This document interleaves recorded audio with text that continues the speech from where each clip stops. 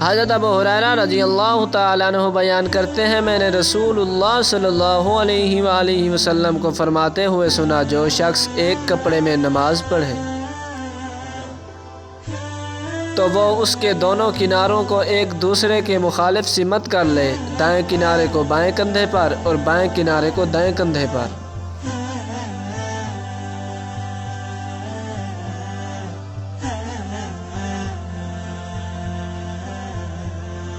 حضرت ابو ہریرہ رضی اللہ تعالیٰ عنہ بیان کرتے ہیں، رسول صلی اللہ علیہ وآلہ وسلم نے فرمایا، تم میں سے کوئی شخص ایک کپڑے میں اس طرح نماز نہ پڑھے کہ اس کے کندھوں پر کوئی چیز نہ ہو۔